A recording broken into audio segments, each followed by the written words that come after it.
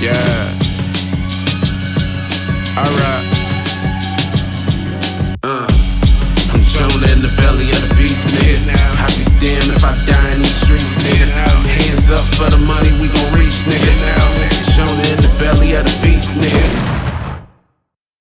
Check, mic check, mic check, 1 2 1 2, mic check, 1 2 1 2. We live and direct, we in effect. I don't know what's going on, but I ain't got my sound effects, man, and that's making me upset, bro. That's making me upset. Mic check, 1 2 1 2 1 2. Mic check, 1 2 1 2. Live and direct. We in effect. Quest McCody live on the I Said Yo podcast. We in the building, man. We got a wonderful, wonderful, wonderful show going on for today, man. We got a really dope guest. I do want to catch y'all up on what we talked about. I see you. We got them in the guest room right now. I want to talk about last week. Last week, man, I got a wonderful experience. Got a chance to kick it with my daughter, Armani. Had Armani on the podcast, man. So if y'all want to go back and check just in the live stream, live show, y'all just go back, check out some of the past lives. And it was a really, really, really, really dope time. My daughter's probably the oldest kid in battle rap, or the first kid of battle rap. Her and I got to talk about just growing up as a kid of a dad that battle raps. You know, if y'all happen to hear a cat going crazy in the background, just know it's fuck cats. All right, I'm torturing one. Nah, I'm chilling. I'm joking, Peter. I'm joking. We got a wonderful guest today, man. We got a really dope guest. A friend of mine, a dear friend of mine, man. One of my best friends in this thing we call a culture of battle rap. And no, it's not Marv. It's the homie, man. King of the Dot champion so many times that he just said, here, somebody else take the belt. From Pittsburgh, great father, great friend, great MC that transcended different moments and times of battle rap, from on-beat battles to tournaments to acapella formats. I want y'all to give it up to the homie Dill. What up, Dill, man? What up, baby? Yo, what's good with you, my guy? How you feeling? I'm good, man. You like my intro? Oh man, I don't know how do I even follow that up, man. Man, like you know, I was gonna be like, you know, Paul Wall impersonator on Halloween. You know what I'm saying? The Wall, bro. Listen, I be going hard on Halloween, dog. I really be knocking this stuff out the park, bro. Like, have you been Conor McGregor yet? Just dye your beard red? No, you know who I was? I'll show you who I was last year. I was the Flying Dutchman from wild. SpongeBob, and a kid gave me the idea, bro. Like, I was at recess, and I was literally sitting, you know, by one of my second graders who didn't have recess. And I was like, you know, one of the things I do is when they're all sulking or mad, I just be completely changing the subject. So, yeah, man, they're like, why can't I have recess? I'm like, I don't know. I'm thinking about what I need to be for Halloween, though. And, like, you know, kids, they're just like, oh. So dude just came up with it. He's like, Flying Dutchman. I was like, yo, whoa, that's kind of crazy. And it worked out perfectly, bro. Man, so you got the idea from a kid, man. Everybody knows this in the culture of battle rap. And I need everybody in the comments. Y'all are my key. Is my voice loud enough? Is the audio good? Do I need to be a little louder? All that. But one of your students got you into that. So the people that follow battle rap, they know that you're a school teacher, right? Mm. What made you say, yo, I'm gonna be a school teacher out of everything? My dad. You know what's the crazy thing is, like, I wish I had some kind of like awesome story of motivate, like, you know, and then from that moment on, but I was playing football my senior year, and I wanted to go play like pro ball at some point. You know, I was way bigger at that point, whatever. I played like O-line. I was like 255. And I remember, you know, they was like, look, man, you don't go to college and just take football though, bro. Like you have to like have a major. Yeah. And I remember talking to my dad. He was like, dude, I know a guy that was a gym teacher, man. He's like, dude, can you imagine how easy that is, man? He was like, and my dad used to always say, made in the shade. Made in the Oh man, shade. he's making top dollars now to play dodgeball with kids. Man, he got it made in the shade. And I was like, all right, that sounds hard because like obviously people were surprised when they're like, oh yo, gym teach? Like why don't you don't English teach if you rap? And I'm like, nah, because here's the thing: most people love gym, Yeah, yeah. and English. I'm not saying people don't like it or whatever, but you're gonna get far more pushback in an English class setting than you are in gym. Right. And I'm just like, so like I like history a lot too, but yeah, so I was like, cool, boom. So when I went to college, I took gym teaching and which Right. is just taking education with like specified courses and whatever. Right. Right. You had to major in like dodgeball and what's the tent shit? Dog, I'll tell What's you some this? What's that hilarity, called? bro. I had to do dance movement, synchronized swimming, bro. Like some of the things. So I don't never want to hear nobody act like, "Oh, you gym teacher." So that was probably easy from college, bro. Like it was, but it wasn't like. But we had to take gymnastics for like a course, Mm-hmm. dog. Like you know how like you be struggling in a class like math, and you stay after like, "Oh, I Yeah. need help." Imagine doing that in gymnastics. Like I had to, because you had to execute what you were asked to do. Right. Like she didn't give you grades on like how you tried. She's like, yo, if you can't get up on these uneven bar, whatever. So I'd be having to stay after, like, yo, man, cut me a break. Like I'm pigeon toed. I'm like 240 pounds at something at the time. I'm like, Right. so yeah, That's but wild. So you really had to like just go through that. So like everybody that's out there, like when you're mad at your gym teacher for making you do all this stuff, remember they had to do all that stuff just to teach you. Uh, so like growing up, what did you want to be? Like if you were to go back to say like 6-year-old, like kitty Trev, man, like young, what did you want to do? Did my you want to be a earliest wrestler? earliest memory, bro, is I remember I had to be like 4 or 5. Okay. And I remember saying I wanted to be a Supreme Court judge. But I don't Okay. really, look, I'm dead serious, right? I don't really think I wanted to. I think I had heard it, and my parents were just impressed that I said it. So they would have me say it to other people, like, Trev, tell them what you want to be. And I'm like, I want to be a Supreme Court judge. And then they're like, oh, that's ambitious. And I shook that as soon as I discovered football. Like, as soon Okay. as Okay. football came into my life, I'm like, yo, I ain't finna be no Supreme. So NFL, bro, I wanted to be an NFL player all the way up until you realize what work going into it. You know Yeah. what I'm saying? Like, so I didn't really have the rapper dream till like, I mean, I always loved music and I always thought it would be cool to do music, but I think till like 19. Okay. So I mean, were I you rapped. rapping? But you were rapping, but it was I just was like for rapping at what? like For fun? 18, you know what I mean? Like 17, 18. I think I really took it serious. I had won this poetry competition, and that's when I like really took it serious. Okay. So what Um, got you like? Was it a certain rapper that made you say like, "Yo, I wanna try out rapping"? I liked rap a lot as a kid. Yo, my favorite rapper was Snoop. I Okay. have to this day, bro. I got like, because people don't realize how many albums Snoop put out. Like, I have like, I gotta have like 16 Snoop albums, bro. I got like hidden cuts from Death Row Snoop. And what was funny is, as I got older and I preached so much about lyricism and lyricism, people would be like, yo, how do you preach so much about lyricism? But then you be like, Snoop is my favorite rap. And again, no, that's not a knock on Snoop, but Right. I'm Right. sure Snoop would tell you himself, like, the quote, lyricism is not really, at the top of, what his skill set would be, I would say. So, yeah, I liked Snoop a lot, Jay, the predictable MCs. And yeah, I couldn't sing, you know what I mean? So I'm like, I gotta find out a way to get involved with music. Couldn't play an instrument. Nothing, huh? Somebody stole my trumpet in 3rd grade, man.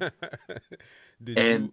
the Did school wanted the money for it. And it was like $150 in 1990, whatever that was, hmm 4 or something. My parents was like, you might as well ask us for $1 billion, but we don't got $150 for a trumpet. did you? Did you like as you're like in the Snoop?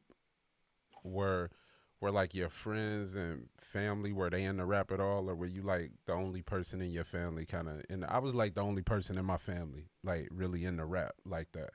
So I always wonder, like, did you have other people around you that was like into it like that, or was it just you? So I'm the youngest. Uh, my sister wasn't really into rap all like that. But my oldest brother loved Biggie. He was big on Wu Tang, and then my other brother liked Wu Tang, but he liked RZA a lot. Like he loved RZA. But even so, my oldest brother's number one music was definitely rap. Mm-hmm. But I think probably goes for me too. Me and my other brother, we just liked anything that was like really ear appeasing. So we had like a wide range of music that we liked. But as far as rap, yeah, he was big on Wu Tang, RZA. I'm trying to think who else he was super into. Them two for sure. Because that Yeah, yeah. Bobby Digital, he loved that Bobby Digital joint. Man, the first thing I got, I had a bootleg tape from this guy. Used to sell tapes. Was it here? What was his name? Man, my cousin gonna kick my butt. I can't remember his name. But man, he used to sell bootlegs, man, and it was Wu Tang Clan, 36 Chambers. I just remember because side A was on side B. Because you know, with a bootleg tape, you never know Yeah. what's gonna be on which side. But like Right. I was the first person like in my family like really listening to rap. Like nobody was listening to rap. I was watching Snoop.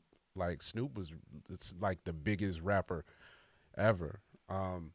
So like while you're rapping, you say like 18, 19. What are you rapping about right now? Are you the metaphysical, analytical individual? Yeah, pretty much. I think when I was 17, it was just braggadocious raps.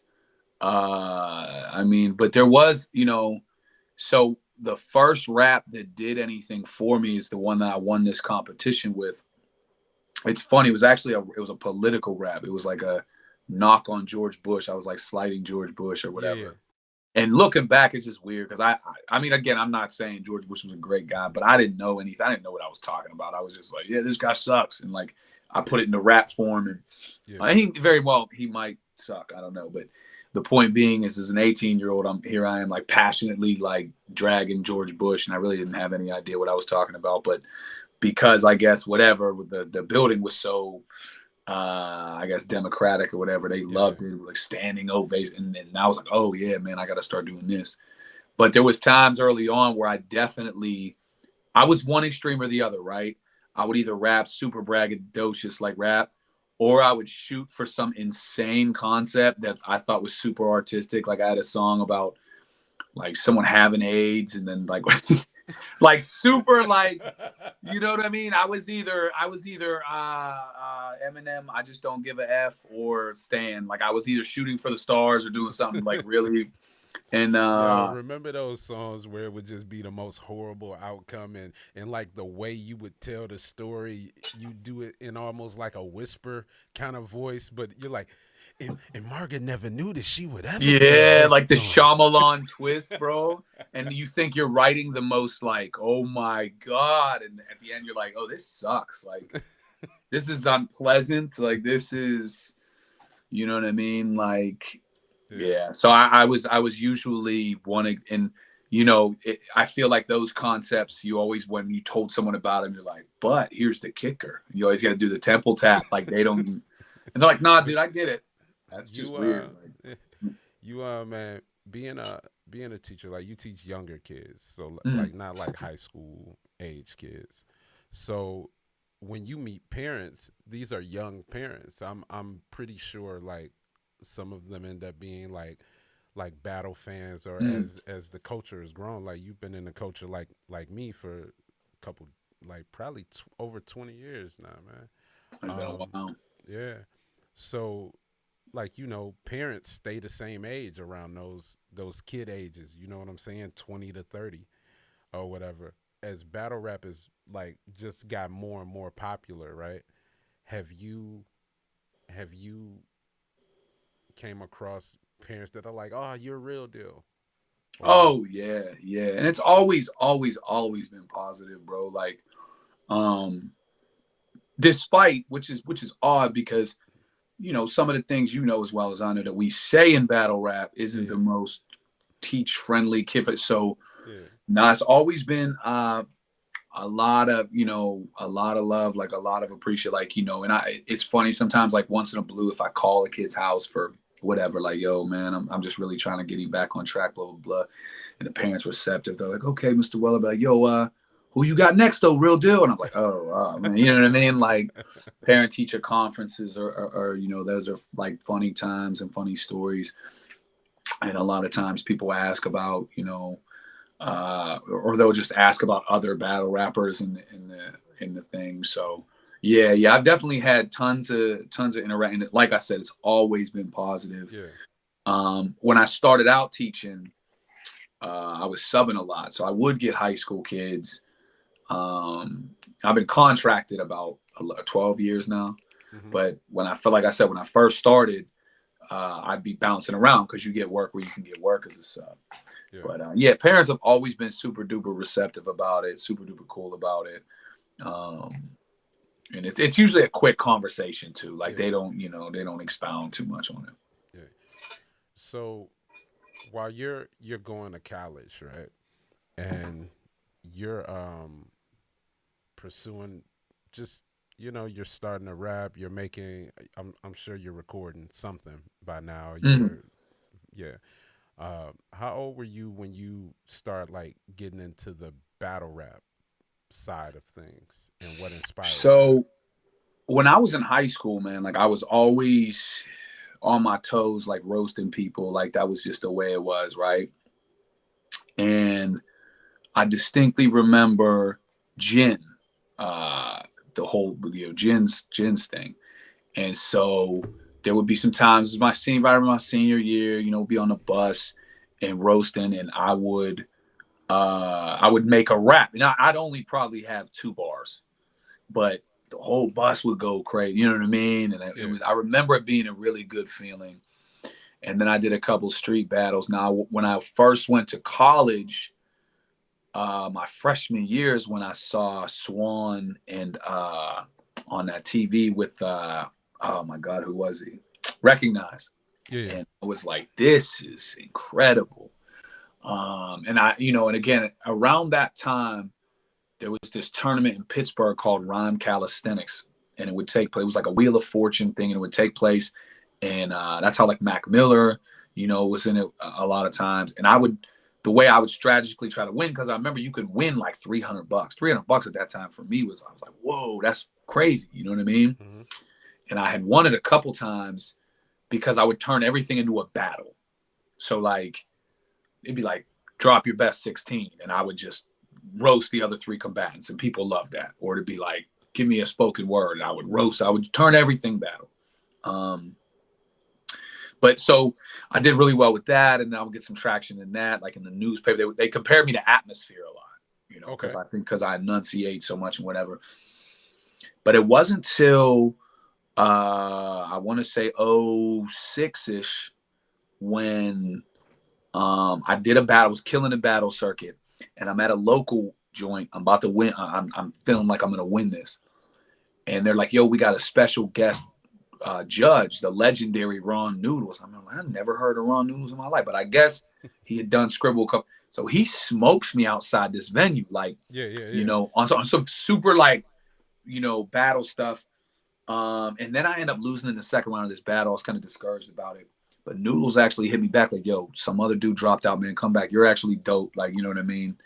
And then long story, the Noodles, WRC had wrapped up, and I was trying to I guess they were trying to start a new one, and supposedly Noodles said that he had a Pittsburgh plug. And if you watch the end of all the credits, Ron Noodles' name was always on it. So he told me about the WRC stuff. That's when I first got to see like you, Mm-hmm. Source, and Marv and Ilmac, and I was hooked, bro. Like I didn't even have a computer. I would go to the library every day, write my name in, get my 30 minutes, go on WRCs, and through WRCs, I found out about Scribble Jam. Okay. So things really picked up around '06. Okay. See, I never knew that. Yeah. I never knew that, man. It's crazy because Marv and I didn't know that Scribble Jam was a thing, or at least I know I didn't. Like Swan would sneak out and go to that. Like he wouldn't. You're not gonna tell nobody you're going. Mm. Why bring competition to Scribble Jam? So by the time I found out about Scribble Jam, it was over. Um, so you getting your first battles and like you're rapping on beat, uh, right? So I did around that time in '06. Noodles had me battle another dude, Ajax, who's dope. He's from around here. And we did it a cappella. And I guess the idea was to pitch that for Pittsburgh to open up their own WRC division. Okay. Right. Now, it never transpired like that, but the footage was good for me. And then, yeah, the majority of beats I was doing, though, battles was over beats, Okay. Scribble Jam like format. Right. Okay. So grind time comes around, and after the WRCs, of course, you say you watch those. Mm. Scribble did what it was, and grind time comes around. Is that like your first like league style, fan style like type thing? And if so, how did that come about? So I had done Scribble '06 and '07, but I did Scribble in '07 and '08. Now '07, when I got to Scribble, would jump down the rabbit hole battle rap. Like I was, thesaurus, and I'm like, man, this dude's incredible. I get the Scribble Jam, and I make it to the second round. I got to battle thesaurus. It's like, but it's one of them things like, yo, it might be too early for this, but I don't know. Okay, let's see how. So he ends up beating me, and I've told this story plenty of times, but I remember thinking like, okay, he beat me, but people are gonna be like, yo, that dude though was nice. Like, Source won, but that other dude was pretty dope. I had no idea about how internet, like how commenting works and how, like nowadays, I don't care what nobody says on you. But at that time, I had no. So again, I'd be going to the computer every day to see if our battle dropped. Mm-hmm. And when it finally did, and when I say dropped, I mean somebody bootleg recorded the scribbles. I don't know how it worked. It definitely wasn't well produced. But the comments were just ripping me, bro. They're like, "Buddy in the red and black Echo sucks. He should kill himself." You had on Echo, bro. Oh yeah. So they just Buddy. They like Buddy needs to kill himself. He's a blah blah blah blah. And the funniest part about this is in the bottom corner of the computer screen, it's like, Trevor, you have 29 minutes left. And I'm like, I don't need 29 minutes. Like, this hurts. So I was done. I was like, I'm not battle rapping no more. Like, clearly I wasn't what I thought I was. Like, I was a big fish in a small pond. So I took a couple months to kind of regain some confidence, and I started doing, good again. I got back into Scribble. But anyway, Scribble 08, I think the first couple grind time Florida battles had dropped, maybe a West Coast one. I was like, this is incredible. And Sonny approached me. And Sonny Bamboo says, A Shaw, right? Yeah. Sonny says in Scribble 08, he's like, yo, man, we're starting a Midwest division of grind time. We'd love you to be a part of it. We really think you're dope. And I was like, I'm the dude that lost at the Source last year. And he's like, bro, look around how many people got washed by the Source. And I look around, it's like Mood Swings, Sonny, all these people, Fresco, No Can Do, that the Source had beaten. He's like, bro, like we thought you were dope. Like, and I was like, oh. And then it was that realization that, man, I've been looking for the wrong I was looking for gratification from Battle Fan 6767. Yeah. And so, Sonny set me up with the A Shaw battle in the Midwest in Indianapolis. Right. And I remember he said, yo, this dude A Shaw, bro, he beat Rhyme Fest in a battle before. And I was like, oh, man, because, Rhyme Fest was fire. And I have, yeah, he was just really like hyping him. And I ended up smoking this dude. I mean, he didn't really write. And it was, and I remember afterwards, I was like, Sonny's like, yeah, I told you that, but a lot of people have beaten Rhyme Fest. Sometimes Rhyme Fest just shows. I was like, oh man, like, so Yeah, man. And at that time, you know, the music, the threads, what Hmm. is it, rap music, that whole thing. Yeah. And that was probably the height of my battle rap fandom, Okay. early Okay. grind time, man. Like I would watch every single one that dropped. I had an opinion on every single one. Like, Wow. You know, man, you battled a guy, man, a guy at Complex, right? yeah. Right after you battled Fresco. Man, I think I used to play Complex on like NBA 2K, like online, like in like '09, like 2010, '09, and we used to bet, and we used like you just have to honor the person and just hope the person sends you the $10 that they won off you on PayPal or whatever. But during that time, that was when Grind Time started to get the World Star Hip Hop love. Mm.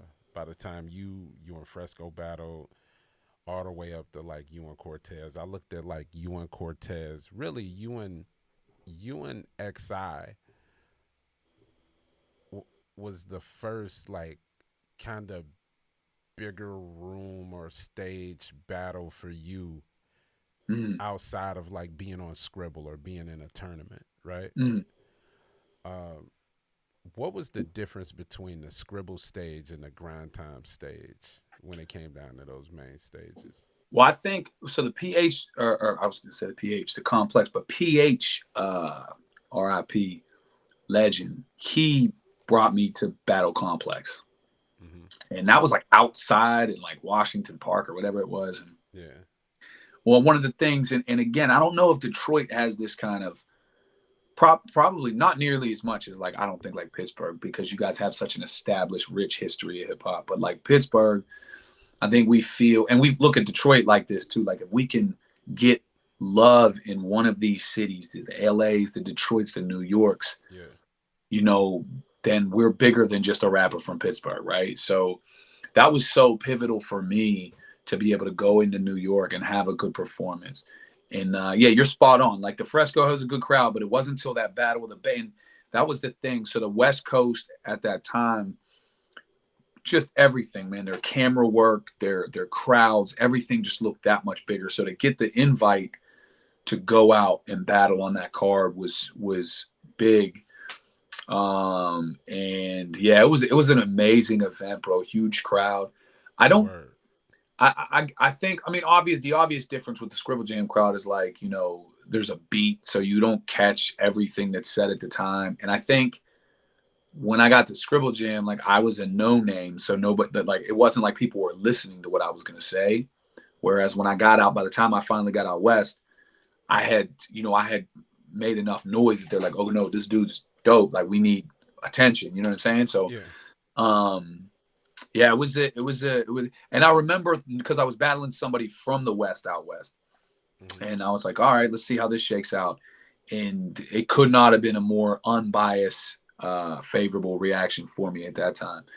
And I think once I hit the West Coast and had the success, then I said, man, there's very few things to check off at this point. Like, I mean, again, go battling overseas would be cool, but I'm thinking if I can get acceptance, and I think shortly after that is when you brought me into Detroit. So, Yeah. you know, to be able to get within 2 years the acceptance or the love from those three major places in hip hop was, I felt like I got stamped at that point. Word. You know, during this time, like you got a son. Of course, I know, so I gotta talk to you like I don't know, but you got a son. Just graduated or will graduate, Mm. and how? What year was Trev born? '06. Okay, so right around the time you decide to start this journey into battle rap, Mm. you also start a journey into fatherhood. And it's kind of crazy because that's kind of how it went with me. I had my daughter. My daughter was born in '01 or what have you. I was on the set of 8 Mile. You know what I'm saying? Around that time, and that's a a brave step to take, man, because it wasn't like it is now, where you're going to get some money. Like you're going to try to win some money or Right. get some Right. exposure or whatever it is that you're doing, earn a reputation. You're trying to get the 5 wins so you can get paid, all this stuff, right? Um, what was the journey like being a young dad, like during all that, trying to be a battle rapper? You're either getting through school, like was Trev? Were you done in school before Trev was born? No, my so my son was born. I was a junior in college, and I was still with his mom at the time. And right after I was done college, we split. He was about a year and a half. Mm-hmm. Now, I'm so glad you bring this up because I tell people this. I'm like, when my biggest thing when I had a son was like, I'm going to be more than present. Yeah. And so, like as a parent, when you have that rule, like I can't book 5 cities and go call it a tour and go sleep on people's floors. And you know what I mean? Yeah. My risks have to be even more calculated, but I still gotta, like you said, we still gotta, you know what I mean? You still gotta take these baby steps to get whatever little paycheck, but you gotta find ways to cut out. And then, so around 2010, I went through the courts Mm-hmm. for custody. And you know what I mean? I don't really expound too much on it with too many people, but like it was a Yeah. year-long battle in the courts. And they had I had was 50-50 up to that point with my son, and they started garnishing my wages. And bro, Mm, like when I tell you, I don't know however many people are familiar with it, bro, they can take like 65% of your check, and there is nothing you can do. yep. So at this time, bro, I wasn't even a contracted teacher. I got this little apartment for me and my son, and because she was getting money on a card, they started they found out I was substitute teaching, bro. They was hit. I begged with them, called with them, pleaded with them. They're like, it was like a machine. Like, so one thing I'll always give my son's mom credit for is once I found out about this card situation, she did go down with me and get the card shut off. Cause I was like, if you don't, Word. we got problems. Word. But um, shortly after that, I took her for full custody I went, and it was a battle, bro. So we Yeah. talk about battles, Yeah. ironically, and I don't really open up about how flawed the system is about custody and whatnot, but it was a year-long process, Yeah. bro, until finally we resolved it. And then um, it was 50-50 till he hit about 10, 11. Then it just became pretty much 100% me. Word. And that, so I say that to say, I'm glad that you highlighted it because, I would be taking these trips and, you know what I mean? Of course I had help, like, my dad might watch him a weekend or, his Yeah. aunt or Yeah. whatever the case. But I was also, that was an ugly part of, it wasn't always this cordial relationship situation. Like I went through the court system, bro, and it is brutal. Yeah. Like it is Yeah. it was again, I've never expounded fully on it because I don't want to air out my son's mom in any negative fashion, Yeah. you know what I Yeah. Yeah. mean, that kind of Definitely. situation. But Definitely.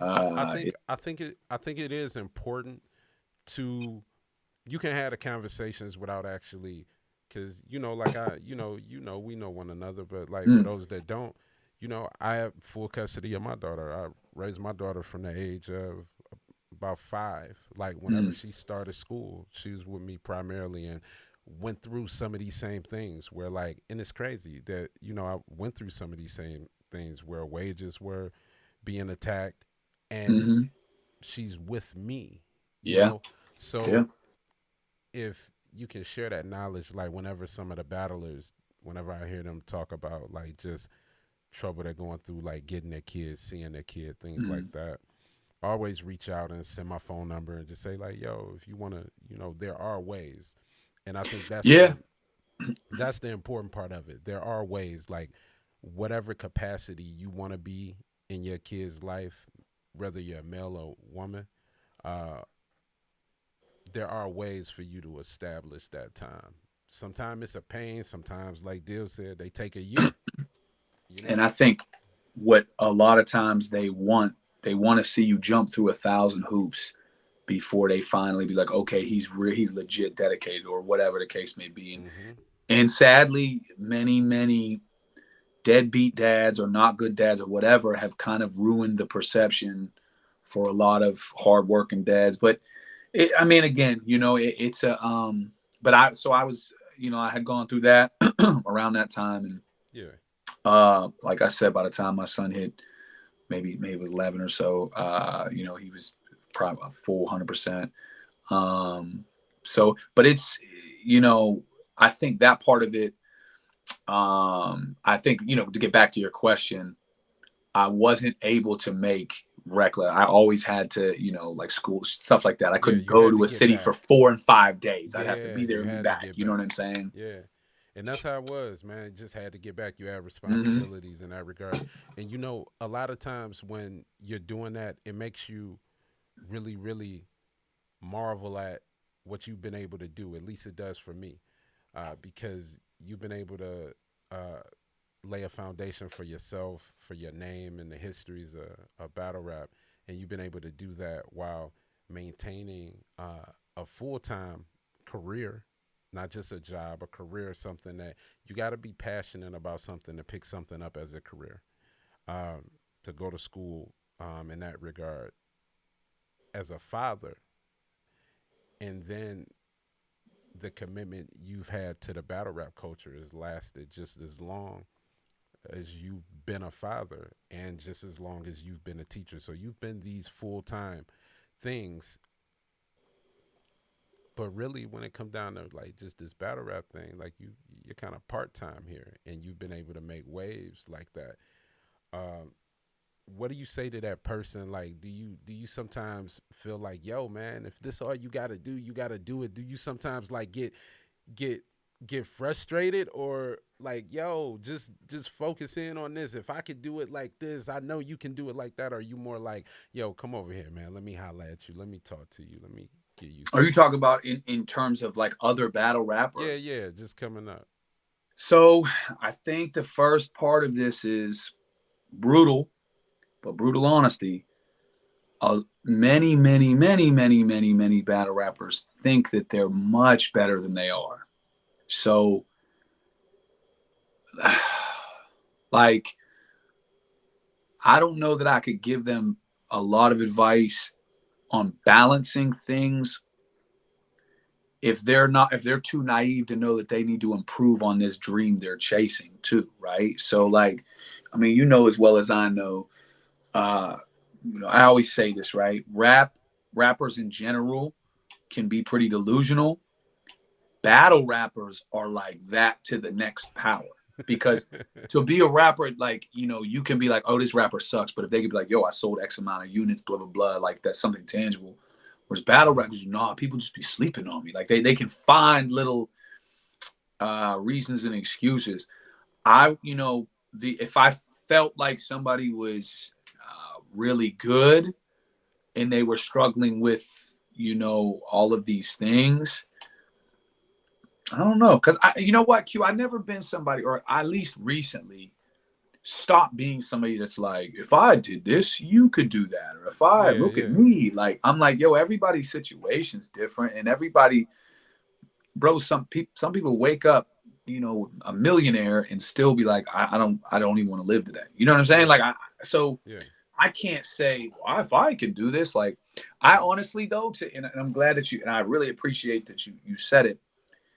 I damn near cried on my son's 18th birthday because I wish I could have went back in time to the young dad me and been like, bro, man, you did this, you made this Yeah. happen, like because the things that I was, having to do and go through, and uh, now I'm so much more equipped. Yeah. But then, bro, like, I mean, I was still wearing Echo for God's sake. You know what I mean? Like, That'd be the thing, man. It's that realization that, like, man, this little bitty person is this, like, yo, I held you in my hand, like literally, in my hand, and you just be so proud. I was gonna Now, say that. That was the word I was like. He when he reached 18, I'm like, man, you're a good dude. Like you are a great contribution to this world. Like, yeah, and so it was one of these things where like I did right. You know what I'm saying? yeah, Like, yeah, so yeah, that was recently. I experienced that in January, but yeah, yeah, that was definitely a cool thing. But yeah, as far as advice is, I've just always been someone that needs to constantly be doing something. So yeah. I think that helped me out. But yeah, and again, I know that sounds real douchebaggish, but like if Nah, you're man. not that dope anyway, what am I gonna tell you to like if you're not willing to work, if you think you're Like already undope, you gotta unwhack yourself. Pause. yeah, like Jesus. you gotta constantly like, and Yeah, of course, like I knew at the time that I started battling that I was good and blah blah blah. But even some of my old footage, I'm like, oh man, I would never have wrote this nowadays. A lot of right. it, I'm like, oh, Yeah, I'm yeah, yeah. I'm I'm so much better than I was. So So, man, that Cleveland hat, man. I think we went to the Cleveland game when you got that hat, man. Is that the hat from when I we all feel went like to that's Cleveland? right, bro. Yeah. Is that the one where Marv owed us a beer because someone noticed him? Yeah, somebody noticed them first. So if y'all don't know, like we all go on these we call them Drozy trips or whatever. If somebody from the crew, whether it's myself, Marv, Chilla, A Ward, if they got a battle, we try to show up, man, support. And we went to the Cleveland game, and one of the games we played. It's a very vain ass game when you think Feel like a about it. Pistons Cleveland, right? Yeah, yeah, yeah, Yeah. yeah. And we lost. Uh, and we played this game like whoever gets recognized first has to buy everybody else a beer or whatever. So it was Marv. So yeah, Of course it was. I don't. We ain't played that game since then. No, we should bring it back though. We should definitely dust it up. Or I think it yo, was so funny. look on them trips, we argue about everything. We always argue about sports because he thinks that. Whatever, man. We always argue about sports. We have an ongoing basketball argument, but I wanted to have a basketball conversation that maybe we can agree on. Okay. Okay. Now, their record is horrible, but I want to talk about the homie. Mm. I want to talk about the homie. We was in Detroit, correct? When he was drafted, I got the video. Me and you was Yeah, at we was sitting there eating somewhere, yeah, yeah, and yeah. they announced him that they were, Yep, or they announced they won the lottery. I'm sorry, it's when the Spurs won the draft lottery. yep. Yep. And I said I lowballed his stats. I feel like I said he'd get 15, 9, and 2 or something. Yeah, yeah, yeah. And I want to say he's at 22, 10, and 3, bro. Yeah, man. I told like when we started talking about him getting into the league, like everybody, I was consistent with saying he's gonna get 20 points a game, 10 rebounds. Now, the 3.5 blocks or whatever he's given right now, leading the league with that, Yeah, he's like cold. that's insane. He's getting bigger. Like you can see, look at his arms. Like he wasn't like that when he first got into the league. Uh, and this is a team you like, man. You Mm. guys, this is a team historically. You're a fan of the Admiral. You're a fan of Tim Duncan. For some reason, you're a fan of Bruce Bowen, and also didn't you say uh, who did you Kawhi, say I was like Kawhi, man. unstoppable? Yeah, yeah, Kawhi. So, where do you think he's gonna land in the history books of San Antonio if he stays? Do you, or just in the NBA? What do you think Right. Victor's impact on the NBA is gonna be, man?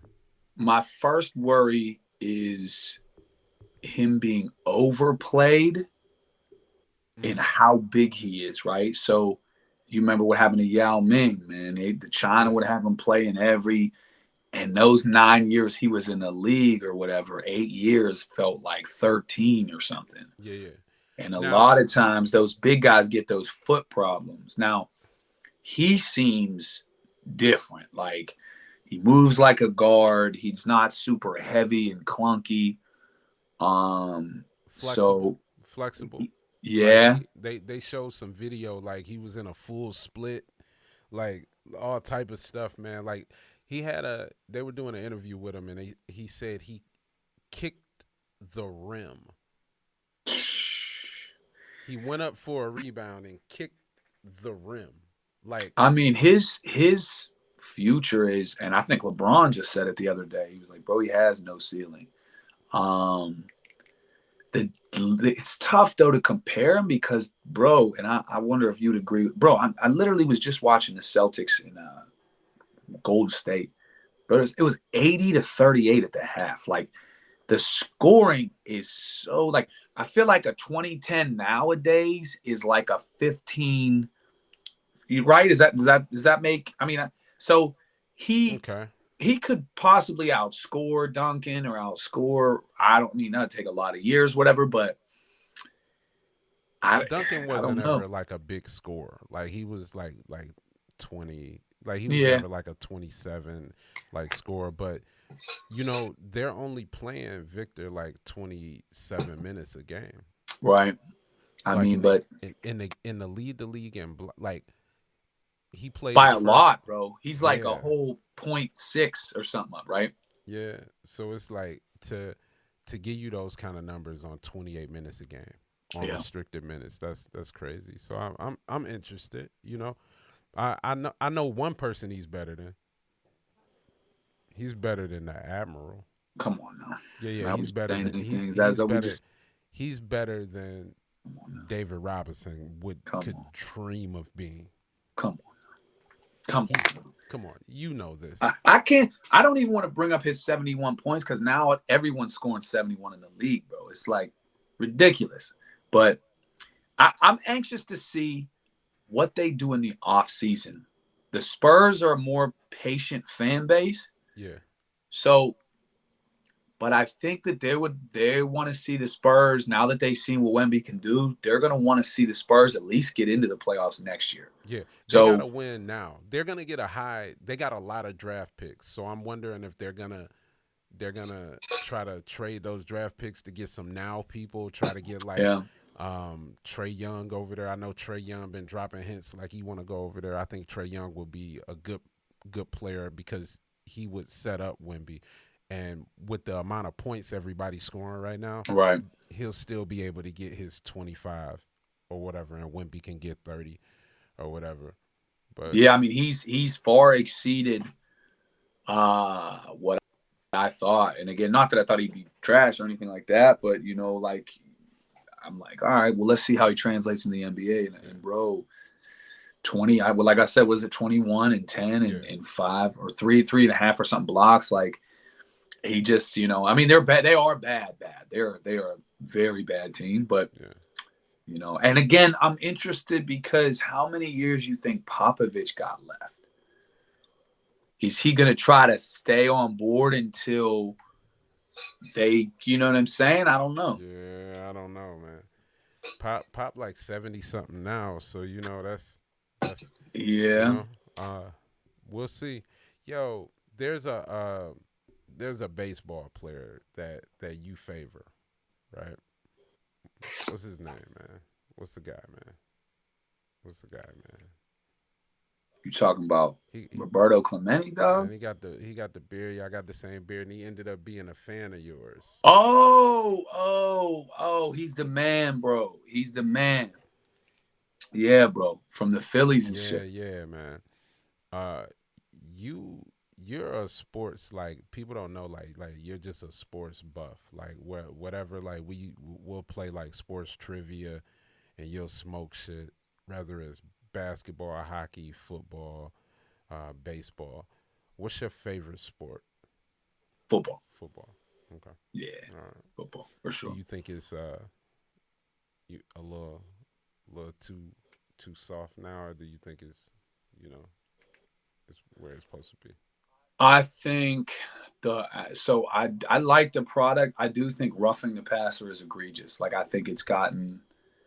I'm all for protecting players, especially with the emergence of now what we know about CTE and Yeah, the beating that these players take.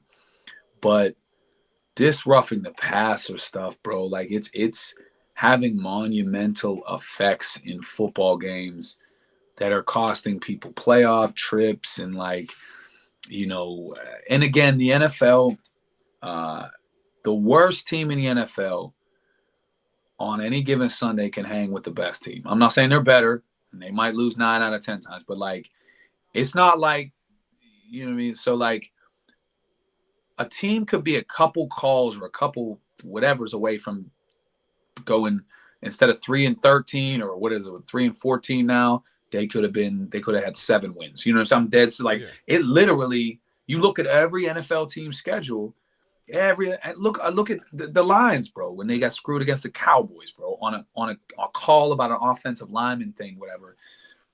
That win is reversed, and I'd have to go back and check, but it looks like then the Lions get a different seed and blah blah.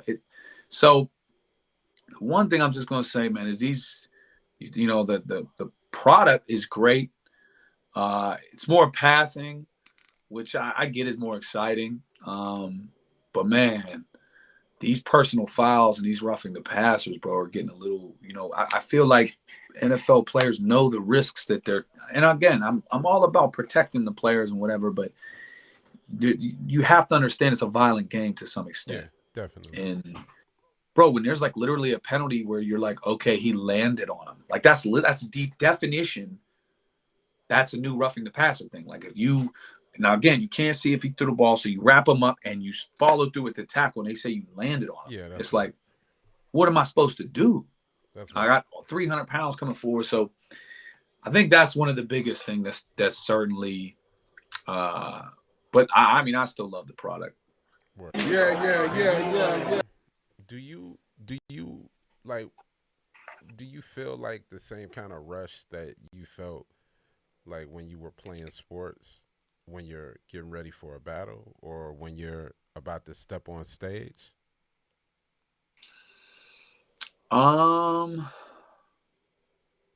No, I actually like when I played football, I was never nervous. Like by the time I became my best version of myself as a football player, I was never nervous. Like my senior season, like it clicked. I got it. I was having fun. I'm like, yo, this is gonna be. Whereas a battler, there's other factors that factor in. I know my writing is very, very good. I know the approaches and the angles I take are very, very, very good. But then there's things out of my control, like, terrible crowds, or, you can't hear in the back, or, there's noise, there's gas, there's, all kinds of weird stuff. And then, of course, the least favorite thing, which is memorizing rap, bro. Like, is still going to be like, sometimes I get writer's block, and writing is not a fun thing. But, bro, that memorization, I will say, though, to me, there's no greater feeling than finishing a battle that that was incredible, that you got all of everything worked out perfectly for you as far as responses and all that. And you get to finally get all that off, right? So I think that is a bigger rush than I ever got from football. Like if we won the game in football, like, I mean, it was great, but when the end of that third and you deliver it just the way it's supposed to, and you get reception and people are coming up to you afterwards, like, that was crazy, blah, blah, blah. And you're like, okay, I did it right. Like, okay, you know what I mean? We got a question in the comments, man. So I figure we might as well talk about it since we right here anyway. They wanted to know. Titty Smalls wanted to know what's up with us, what's up with y'all, and what's our next battle. So let's talk about your next battle. For those that don't know, me and Dill are on a card at the end of the month in Utah. I'm battling Rum Nitty, and Dill is battling. I'm battling Holmesy to God on that card, who just had a birthday yesterday. So happy birthday, Holmesy, my guy. So I'm battling him, and I battled the week before in Oakland. Oh shit! So I'll be battling. Damn, you got a bunch of shit coming. Well, so those two for sure. So I got Mike Swift in Oakland. and then I got Holmesy in Salt Lake, and then I don't have anything penciled in until the 1st of June. Okay. In which I battle this cat Wells in Miami. Okay. So yeah, so I got the Holmesy's gonna be dope. He's good. Mike Swift should be dope. That's out in Oakland. So it's bang bang, and then it's so until I hear anything back, because we're always in the same boat, right? Where everybody you get hit up by leagues, hit up by this guy, hit up by that, but you never know what's concrete unless a deposit's sent. Indeed, So indeed, you indeed. you know So it's gonna be a really, really dope event. Y'all make sure y'all check that pay-per-view. It's coming out on Masters League, Titty Smalls, just so you got that bit of info. Uh, Somebody say you got Titty Oakland. Smalls the goat. That's the goat, the god, the god. Hey, hey. So look, man. Man, tell everybody how you ate Marv sandwich, man. Man, I don't. I got PTSD from that situation, man. Like Nah, I'm kidding, man. Somebody I told me. was gonna in Atlanta buy him a sandwich as a gag, but then I didn't. I couldn't remember what kind of sandwich he was. Like I was gonna, but Oh I was running on man. fumes, bro.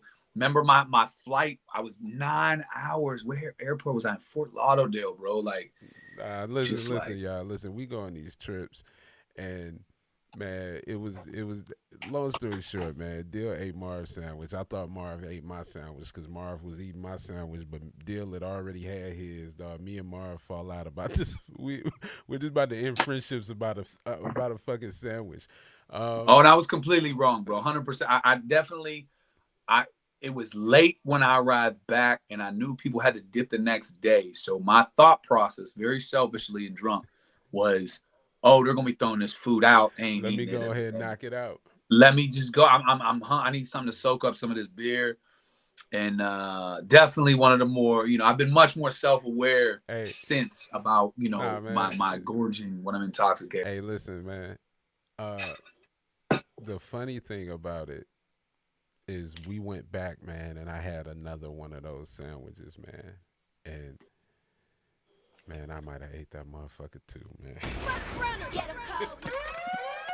Hey, listen, when you started when like you started doing grind time and right around that time like Don't Flop started popping off, man, started doing this thing. And you went overseas. For the was the first Don't Flop event you did was that where was that at?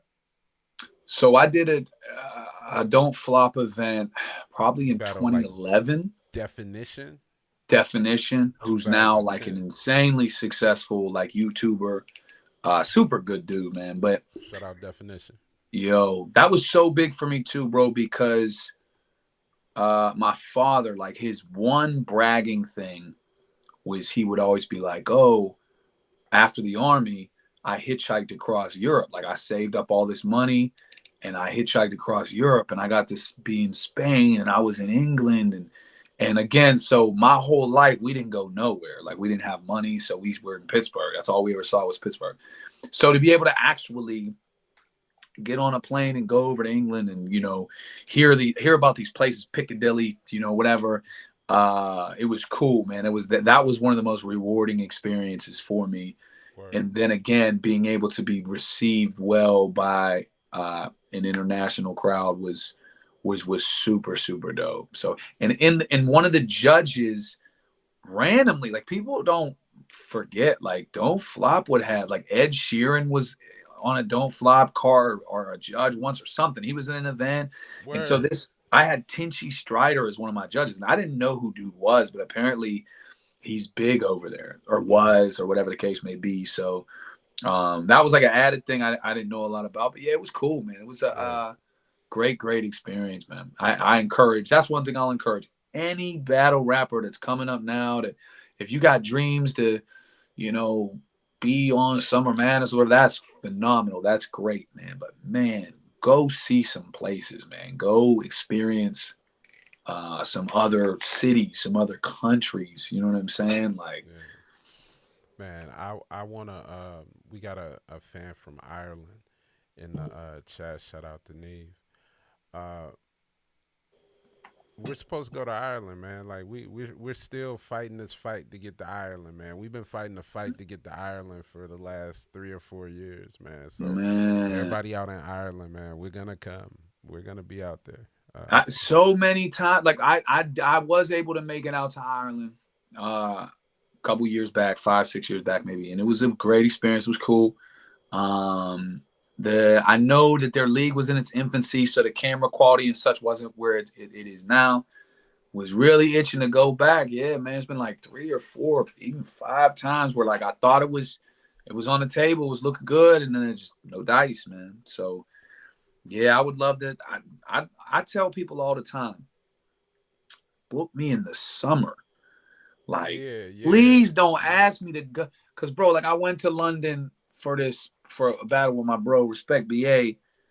Oh, I got in at like Saturday morning and was gone like Monday morning, bro. Like all I remember was just traveling.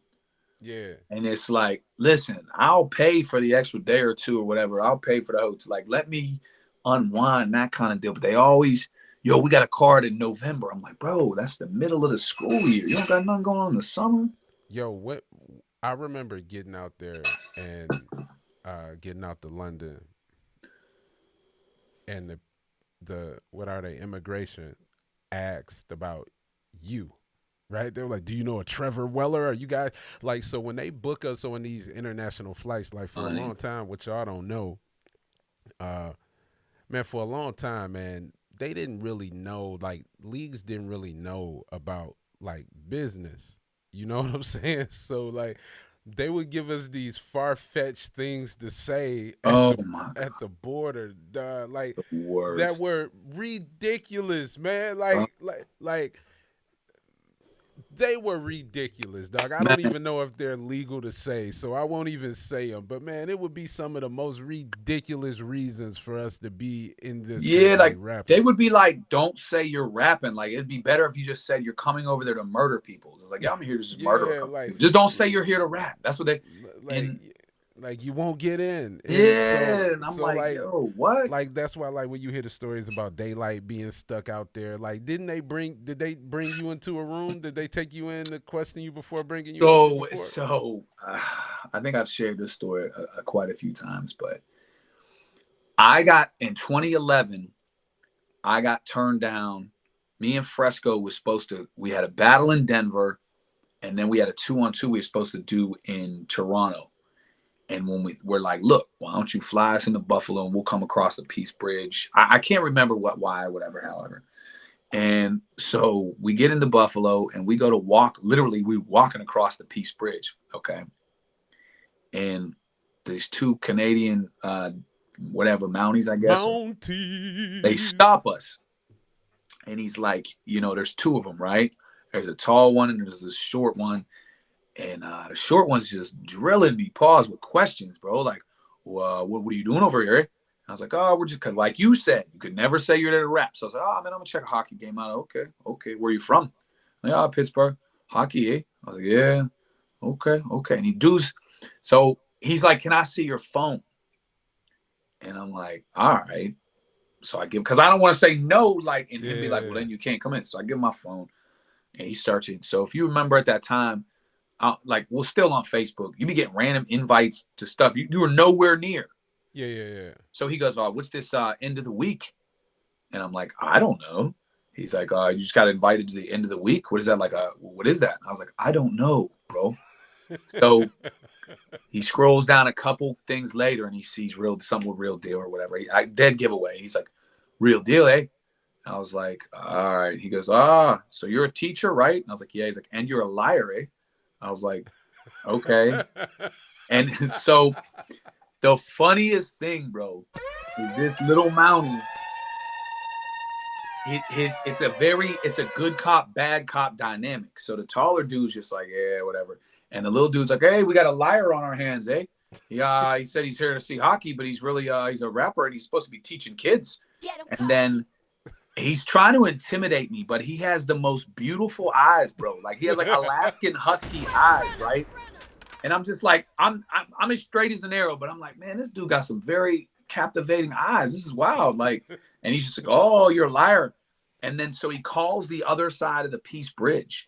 And I swear he's like, hey, is this officer or whatever? And the dude's like, yeah. He's like, can you come over? We need you to pick up this Trevor. He's a liar. And I'm just like he's really trying to like, I'm a puppy that shat on the rug.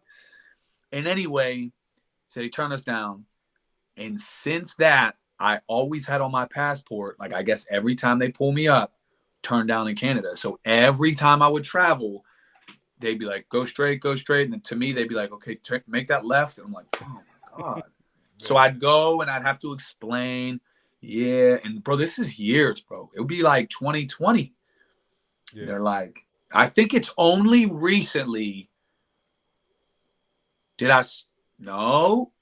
I want to say the Pat Stay event, we went over to the same bridge, man, and they was asking me questions about it. And I'm like, bro, man. 12 years ago, whatever, I said I didn't rap. I rap. Bro, I actually happen to rap. Like, hey, man, real quick, just because we got Mike Masters in the building, man, I want to shout out this 48 in the Lake event that's going down March 23rd in Salt Lake City, Utah. We got the Soars going against B Magic. That's going to insane card, bro. We got Real Deal going against Holmesy the God. That's going to be super crazy. Yo, he has on a burn rubber hat, man, that he had to steal from either me or Marv, man. So shout out to that. We got Marv 1 going against Ace in this battle. That's going to be crazy. We got Av. You mean Av, right? Yeah, not Ace. Man, Av. Sorry about that. We got Av versus Marv in that battle. We got Fendi versus 40 Bars, just to name a few. Really, really dope event. Shout out to the people at Mike Masters. We also got, I didn't have that video, but I definitely, I'll pull it up so just so y'all can see if y'all need to see. But me and Rum Nitty are also battling on that card. That's going to be crazy. It's called 48 in the Lake. It's going to be fire. March 23rd, y'all can get the pay-per-view. Y'all can hit the link. Y'all can holler at me, get it, deal, get it, all that good shit. So look. Getting over there, the appreciation overseas is always just so much love. It's amazing, bro. And it's almost surreal because you don't think that, like, you're so used to being in America or what have you, and to understand how far away these individuals are, and they know you, they know what you do. You're walking those streets and they're excited to see you because they're like, yo, this might be the last time I see this guy, so let me show my appreciation. Whereas in the States, sometimes fans may take you for granted. They might say, hey, I'll see Real Deal in Cali another, next year or whatever. So not to take away the love that we get at home, but just going overseas, just seeing that kind of love is always dope. And I'm glad you said that too, bro, because if you think about what COVID did to travel, there wasn't nobody going anywhere. We couldn't even get into Canada, man. Right? So like, yeah, bro, you never know, man. Never know. And that's my biggest thing to encourage people in. Always go. You won't believe how much love you get, outside of the States, man. It's crazy. What was early on in like your grind time days, like 2011 or what have you? You in Disaster battle, right? Mm-hmm. Where was that at? Y'all were like in an octagon or something, weren't y'all? Yeah. Hold on, let me hit this light real quick. Yeah. So there was a paid dues, right? Mm-hmm. Which was, I just felt like a diabolical villain right there. You see that? Like paid which dues. Was it was like a big hip hop festival, and Matt Ills, man, who I always got love for Matt Ills, you know what I mean? As far as how he interacted with me or whatever, he definitely gave me some opportunities.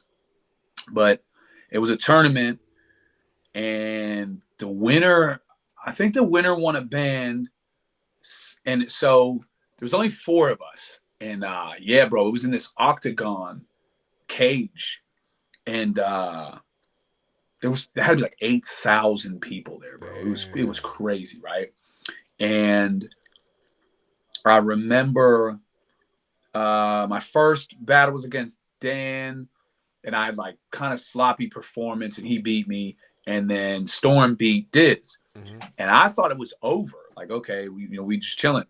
But apparently we had to battle for third and fourth place to see who won $100. So like I technically battled Disaster for $100. And I'm glad I did, because our battle, we both had shaky showings. Yeah.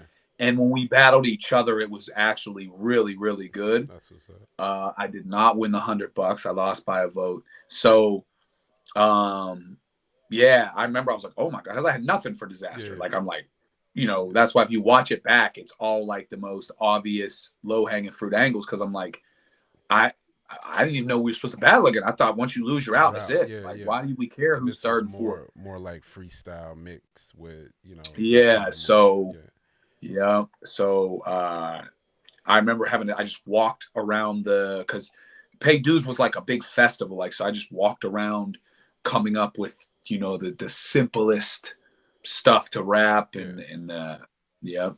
What made you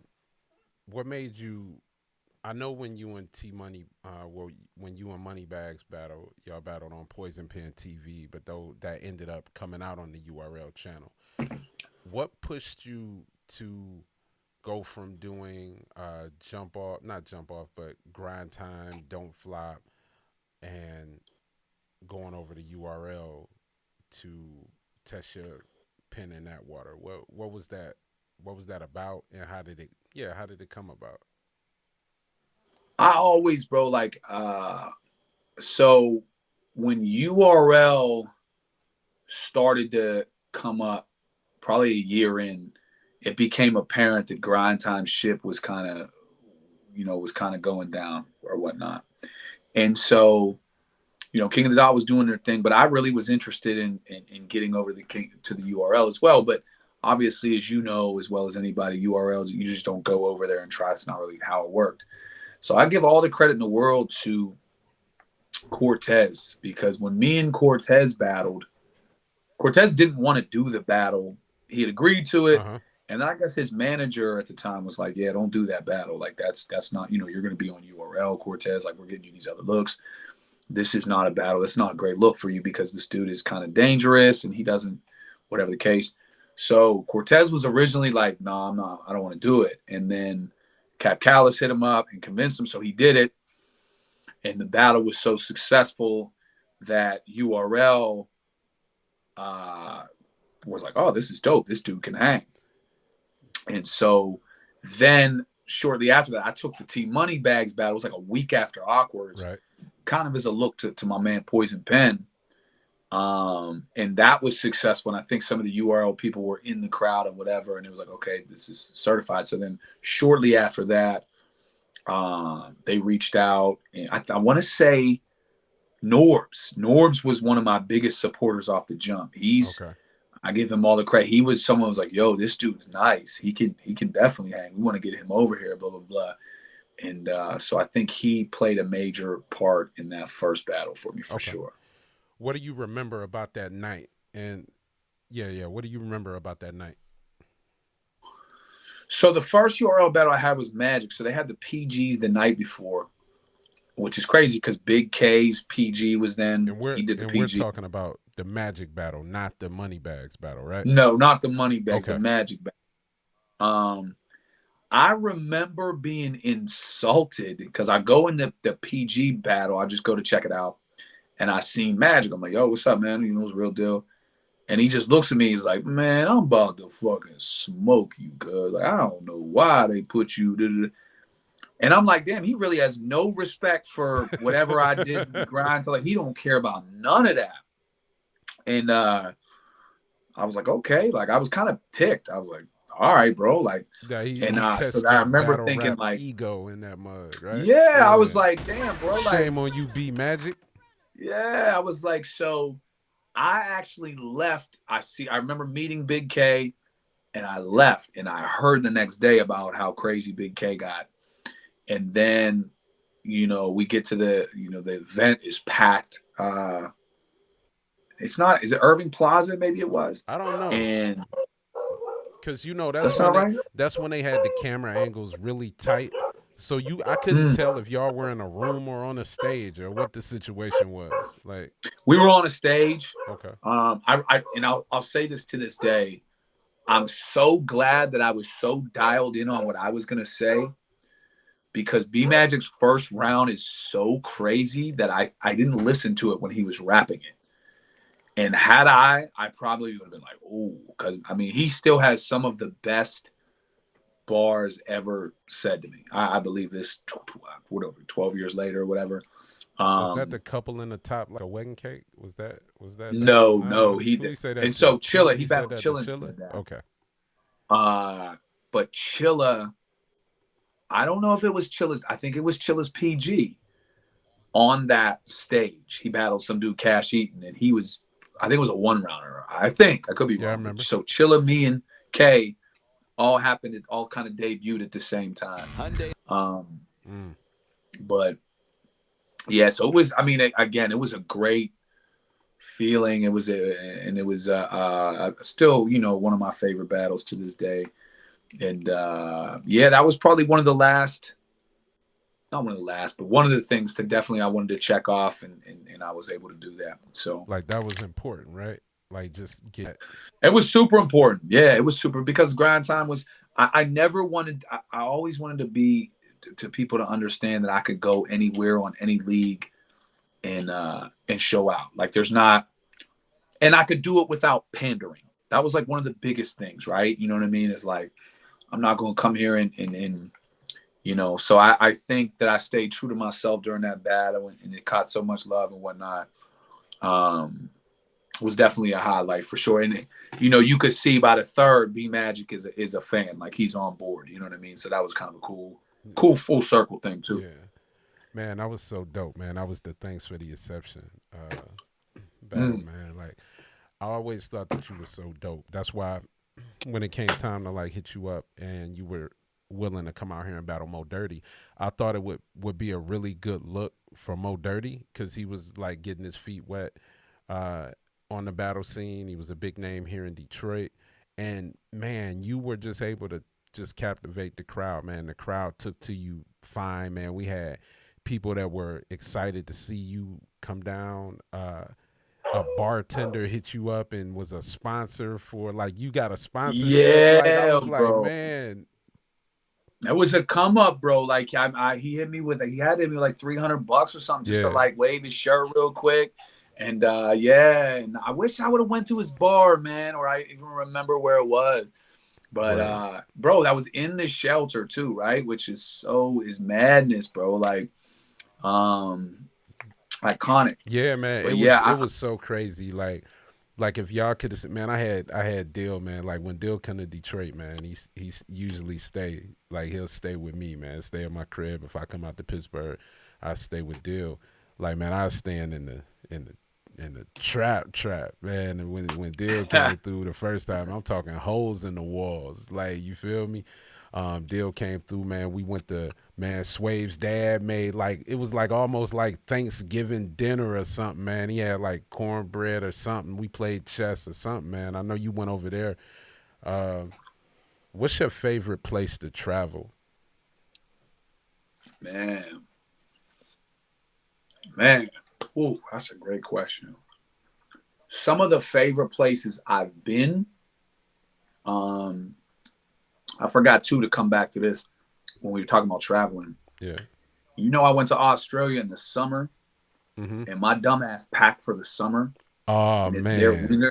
It's their winter, bro. So I was down there freezing, dog, like in shorts, like the biggest dog. What a jerk off. But man, well, our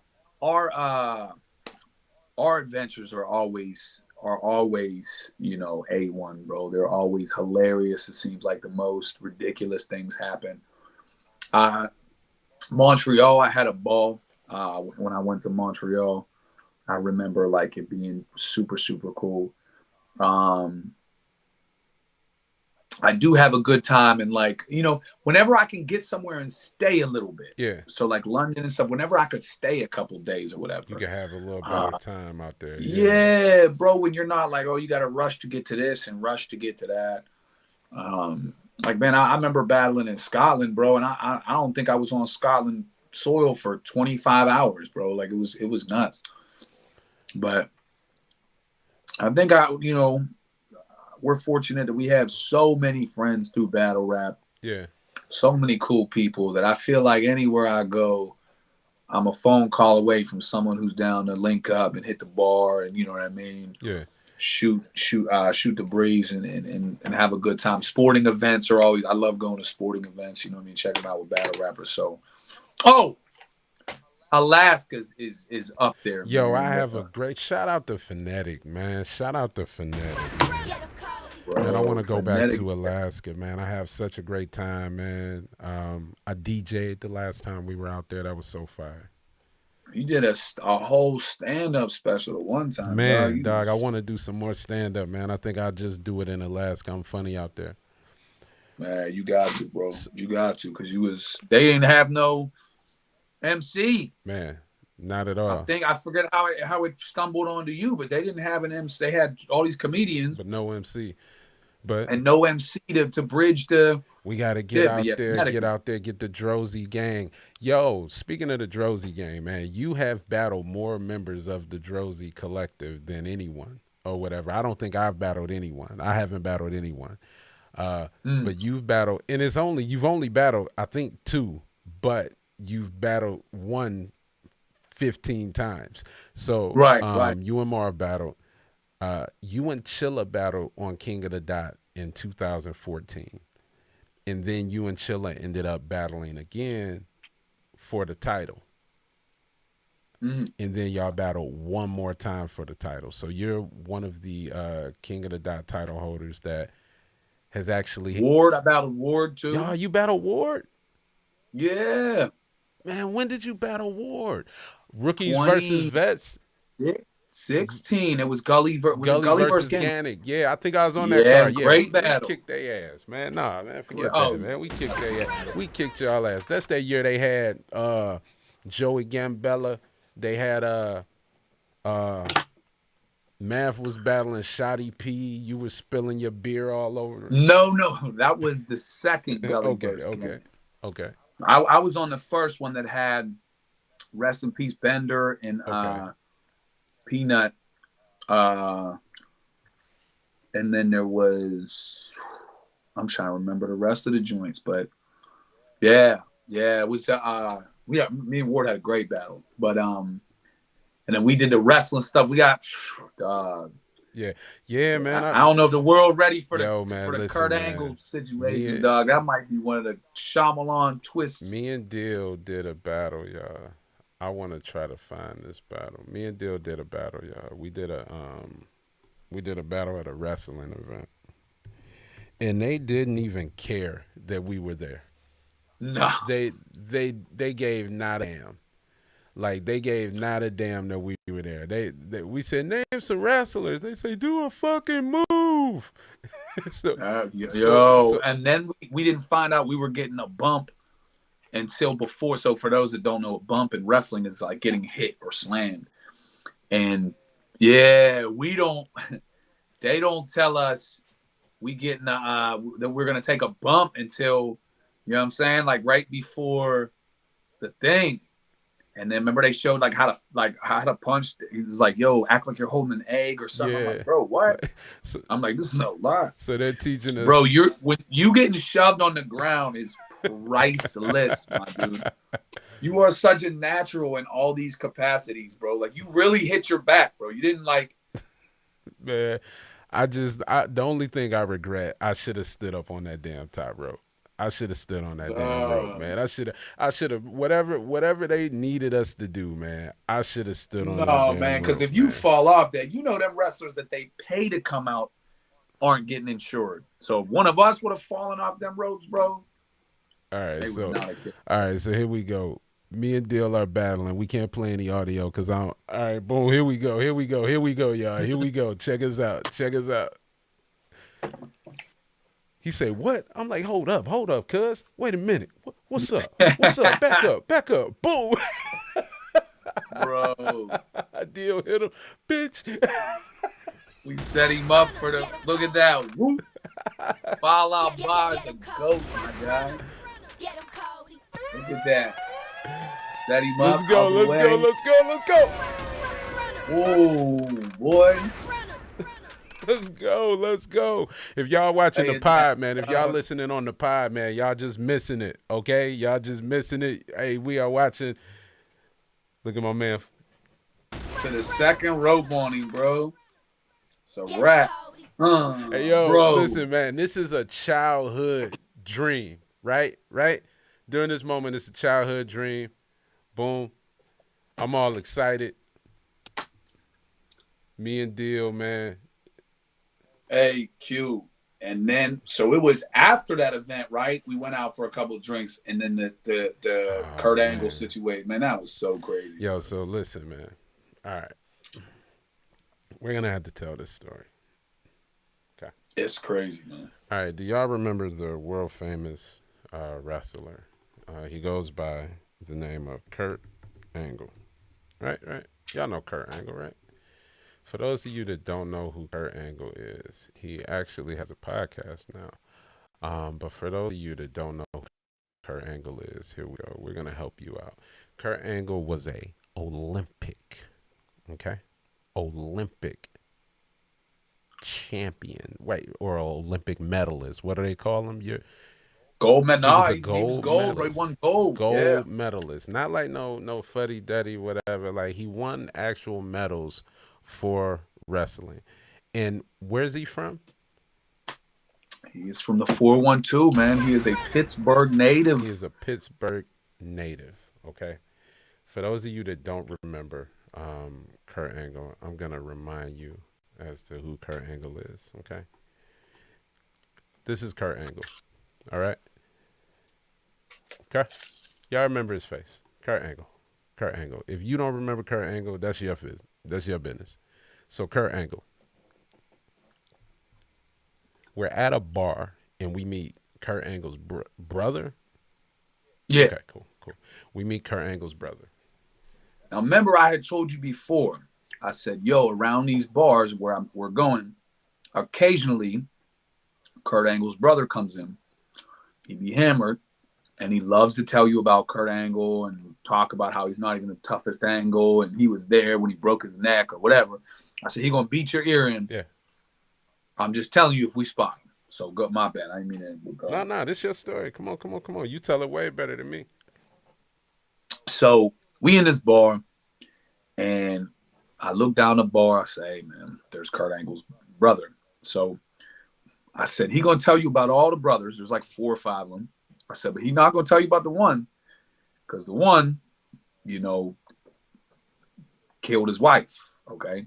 Right. I know that's a hell of a weird left turn. I shouldn't have did that. He did. I didn't mean to do the gunshot. I tried to do that one. So the one had killed his wife. So he'll talk about all the other brothers, but this is what I told Q. I'm like, he's not going to talk about the one that killed his wife. So the bartender goes, hey, I don't know if you guys know, but that's do you guys watch wrestling? And we're like, yeah, I know, that's Kurt Angle's brother. She's like, yeah, he doesn't like to talk about it. I said, oh, he does. I said, oh, he does. So within 10 minutes, he down there beating Q's ear in about, yeah, so my brother Kurt, he ain't even the toughest act. He's hammered. It's like 1:30 in the morning. He's not even the toughest angle. And I remember when he fought that Russian and wrestled him with the gold and blah, blah, blah, blah. So he gets up out of there. He leaves. You know what I'm saying? Oh, and as he's sitting there talking to us, he's like, this is me years ago. I used to be a good looking guy or whatever. And he shows a picture of him and his wife and, his kids. And, he's drunk. You know what I mean? You just let him go. Like, okay. Yeah. Okay. You used to be a sly dog there. I see. Yeah. So nice family. Yeah. He told us like his daughter was like married to the guy from like The Walking Dead that played in The Punisher, The Punisher. Yeah, his son, I feel like, or something, was doing some kind of bodybuilding situation or something. So he's like, okay, cool, man. So a couple of days later, Q was like, yo, is this homeboy right here? And he sends me a screenshot of dude on the news. Turns out, here's the Shyamalan twist. He never talked about his brother that killed his wife because he was the one that killed his wife. It was him. He had me sitting up telling jokes, man. I asked him if he would fight a duck-sized horse or 100 horse-sized, whatever it is, man. We are sitting up kicking it, drinking. He's showing pictures of his family. Stone cold, and then I'm like, yo, how are you free? But And that's why I never thought it was him, because I'm like, clearly they got him up out of here. nah. Now, when you research the case and everything, it's sad, obviously, but it's a drunken argument that turned into like an accidental manslaughter, kind of very traumatic. And you know what I mean? So a long story, as possibly short as possible with that. I guess they found that, it was very accidental in the midst of a heated, drunk domestic argument, and he did a couple years or what have you. But anyway, yeah, it was wild. I was like, oh man, yeah, man, he had me eating, drinking with this guy, toasting with this guy, man. He done choked his wife out, killed his wife. Again, the craziest thing is how he was like, this was me on my wedding day. I'm like, man. Yeah, I mean, maybe he still feel that pain. He served his time. Yeah. I mean, what he do, a year or two? That's kind of crazy. But these are the things. So like, these are the things that Real Deal is showing me while we're in Pittsburgh. And another thing he did is he took me to bars, and at every single bar, every bar we went to, he told them that I was from Detroit, right? And just Motown songs would just start playing just out of nowhere. Like it wouldn't be a rhyme or reason. It'll just be, we'll just walk in and we'll be like, so what's going on, y'all? And then all of a sudden you'll just hear, that's my girl.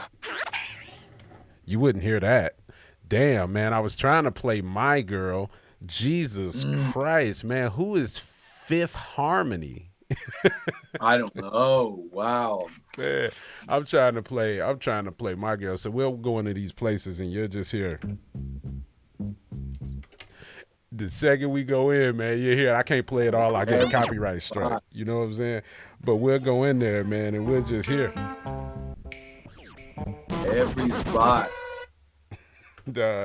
Man, and they'll just be running Motown joints. So we just mobbing through Pittsburgh, man, just having that time, man. You were so gracious when you brought me there, or allowed me to come out there to do that joint with you, man. I had a great time. Oh, man. Sure, man, for sure. We got to make it happen again, man. Man, definitely.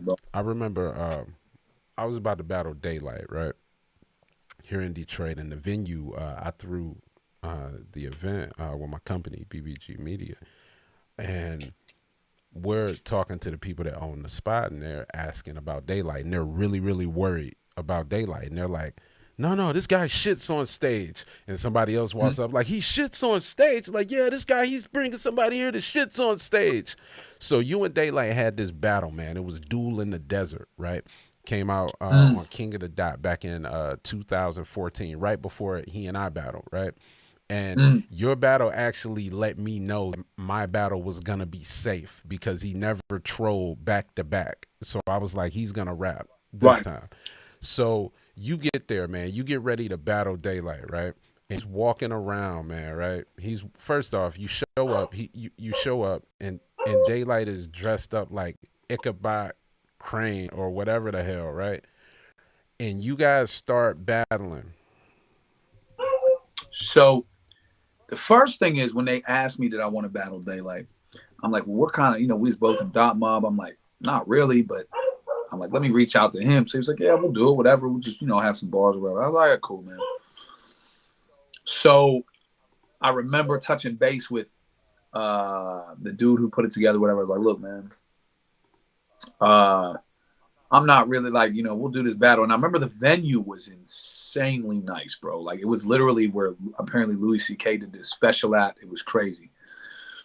But they were like, oh, no, he's coming to rap. Be ready. He's coming to rap. And I'm like, cool. So this camera works crazy, by the way. So they call me out, and I'm there, and I'm waiting for them. I'm like, yo, where's Daylight at? And they're like, oh, he's doing a costume change. I'm like, bro, what?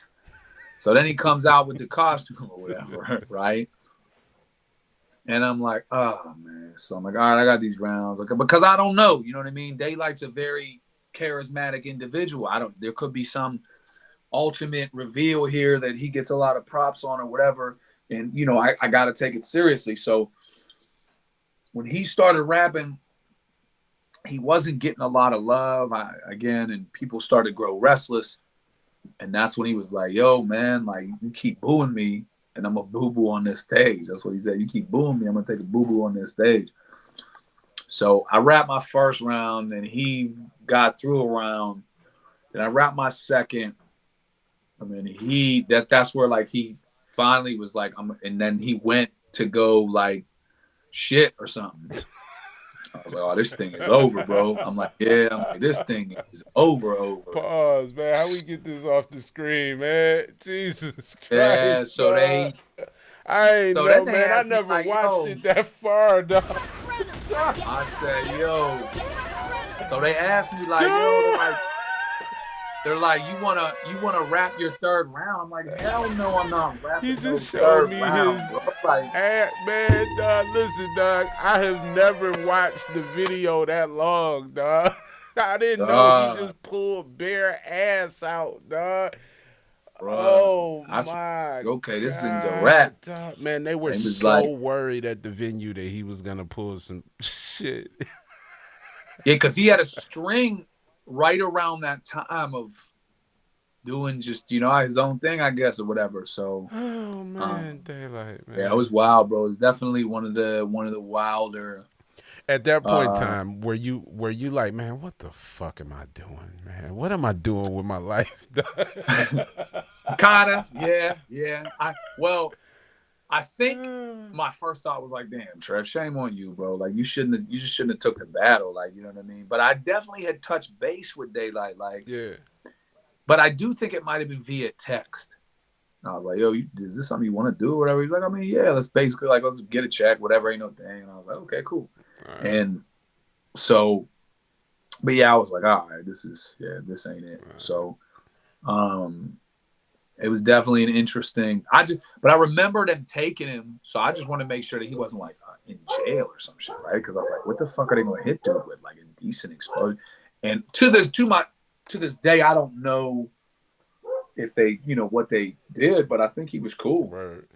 So, man, like, you just throughout your career, man, you battled like some of the greatest, man. Whether it's your battle with Ilmac, your battle with your 2-on-2s that you did with Fresco early on, just in your career, that was just super fire.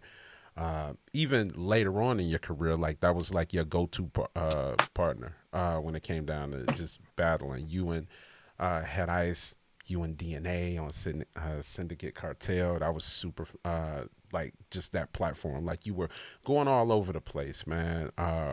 You and Big K have battled, man. You battled Real Deal, man. You battled QP. You battled A-Ward. You battled Soul. Like, that's a big deal in that regard. On URL, you've battled the B Magics. You've went back, battled the Reaper Rails. You've been just some of everywhere, man. You battle every fucking body, man.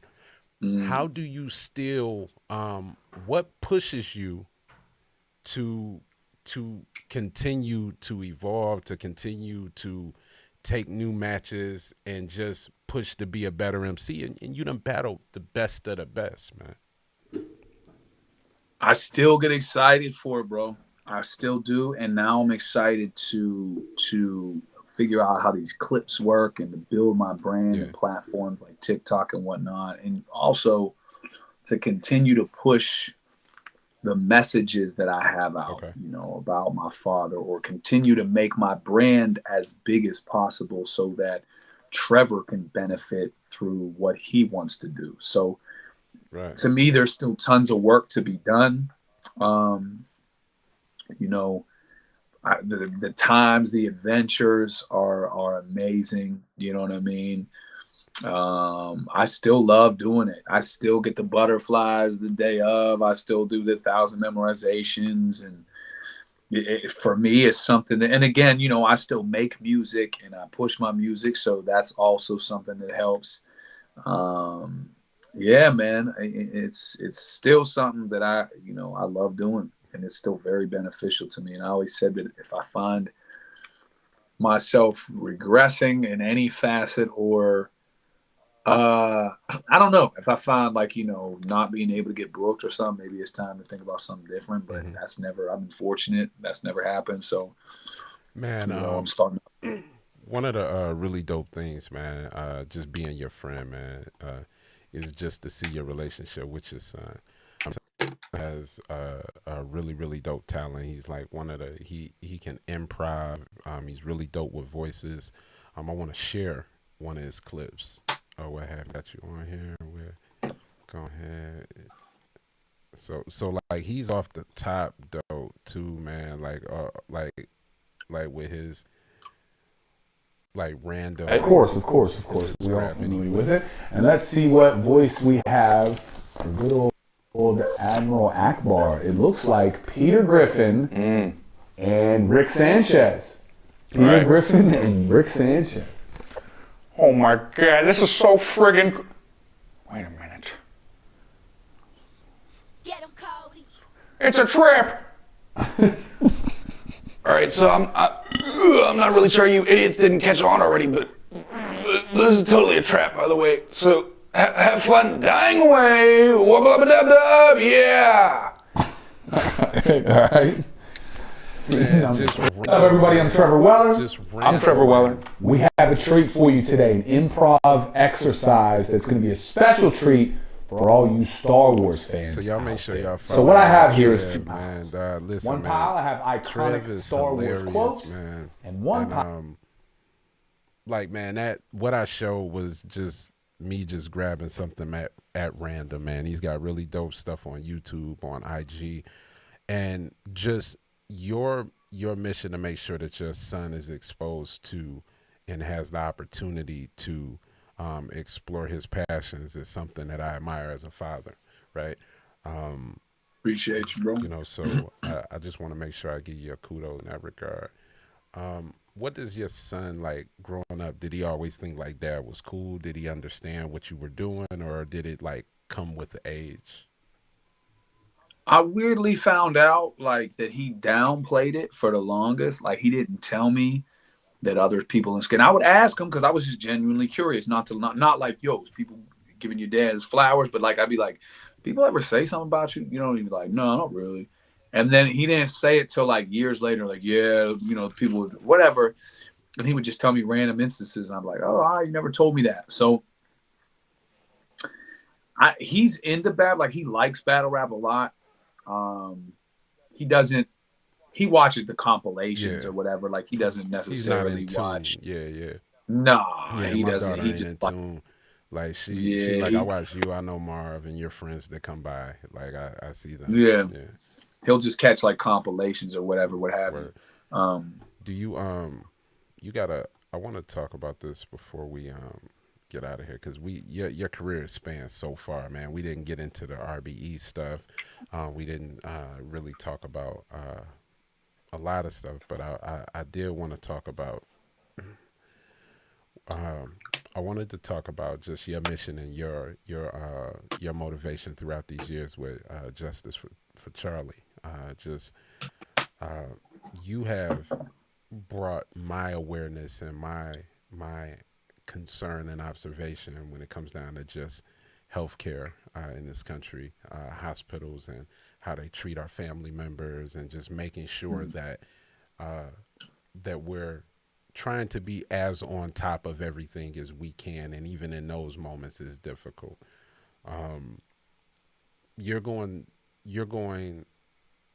You've been through one of the toughest fights that I could imagine. In being your friend, you've made the decision not to sulk, but to advocate in the name of your father. So Justice for Charlie has been something that's been synonymous with you, but like in battle rap culture itself, it's become a brand that's been supported and represented across platforms. Can you talk to us about your advocacy and as well as the support you've gotten from the culture? Yeah, absolutely. So my my father died at the hands of Mercy Hospital going on 5 years ago, which is crazy. But basically, it'd be a long thing to unpack, but Right, and you don't, because we could refer them all the way to the videos where to yeah, watch. So right. you So know, he, you don't got to dig into it like that. so, and when I had no idea about, I mean, I know what medical malpractice and medical error was, but you don't know about it until you go to pursue it. And then you realize all of the hurdles that you have to jump and the things that don't make sense and the roadblocks that you run into and how little support you have and all of these things. So for me, Justice for Charlie is first and foremost to spread awareness to people that, and again, I'm not saying don't take your loved one to a hospital, don't go to a hospital. I'm not saying that. I'm not saying, they're murderers out here, nothing crazy. But what I am saying to you is you can ask questions at the hospital. You have the right to want to know more details. And I think when we're in hospitals, we just accept and expect, okay, if we shouldn't have any response because they know best, and I'm not saying we know better, but when you have an older, ask all the questions, find out, jot down, take pictures, because sadly, I believe there is that especially older people in this country, they don't get, their life is not valued as much. And I didn't know this, there are actual mathematical formulas that the courts use to develop the work to decide how much your loved one is worth. Right. So, and it's when I finally, and again, when I finally had the lawsuit laid out, because my dad, I guess, didn't make a lot of money or whatever the case, they determined that his pain and suffering, which was brutal, torture, I'm talking about Hostile Saw movie kind of torture, was only worth $70,000, 70 grand. Now you think I'd have to pay the lawyer too. So you're looking at 35 grand. And again, there's just so many. It's really an onion, man. You just keep peeling back layers. You're like, this can't be like this. And it is. This many people can't die of medical error, and they do. Medical malpractice can't. These hospitals can't make this much money. They do. Yeah. This opera, and my dad was covered. So he paid $615,000 to the hospital that killed him. It's crazy. So again, I think just spreading the awareness. And here's the thing that I really want people to know. There's so many people that have reached out. Oh man, I swear when my grand went in, I swear my uncle. You can go back, get their medical records, and try and pursue something. The statute is only 2 years, but it's from the time of discovery. Now that doesn't give you all the hope in the world, but it is something. So if you're like, man, I swear something my grand 5, 6, 7 years ago. If you really feel a way about it, get those medical records. You know what I mean? Yeah. Because these people deserve better. Yeah. My grandfather, he had fell ill a few weeks back, and while I was in the hospital with him, he was doing good. He was feeling well, and I wanted to it allows you, because oftentimes, man, sometimes we just you kind of all right, they're cool or whatever, but it also just gave me the wherewithal to ask more questions, because sometimes we just don't even know what's going on, because we just don't know. Before we get out of here, man, I wanted to take a minute, just a quick little second, man. I've watched you develop not only as a human being or whatever, since we're friends, but as an MC and as a battler and as a maker of music over the years, right? Mm-hmm.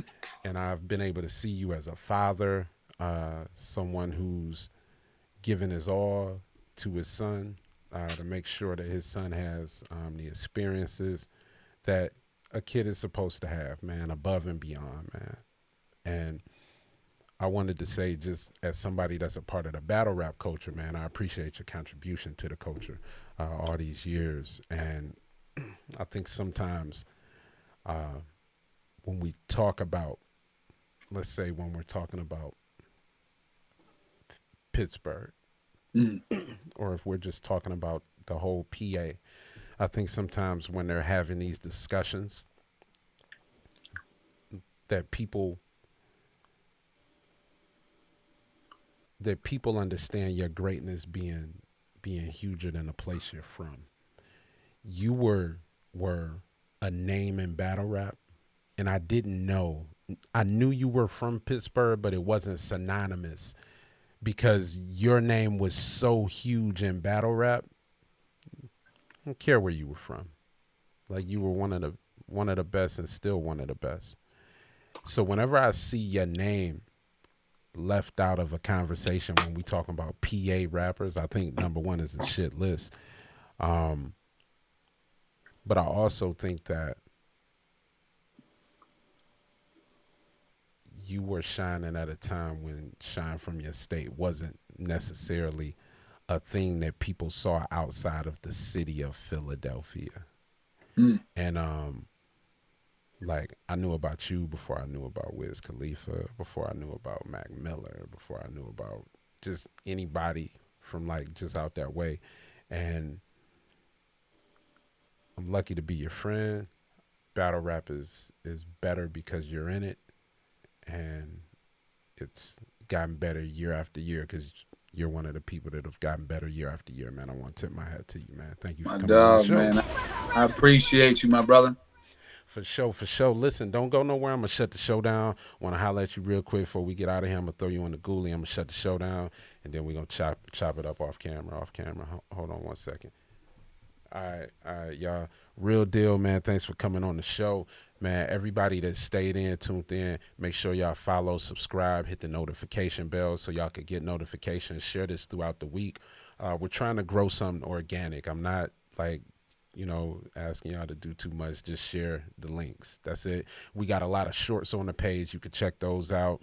Little snippets from the shows alike, and we got our live there.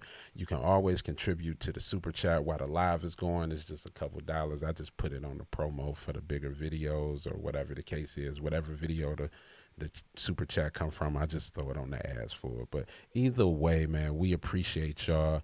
Y'all got to make sure y'all tune in every single Sunday, 5 o'clock. Tune in to the I Said Yo podcast right here on YouTube, Twitter, and all those other great places. Yeah. Hey, turn me up. Yeah. Alright. I'm Jonah in the belly of the beast, nigga. I be damned if I die in these streets, nigga. Hands up for the money, we gon' reach, nigga.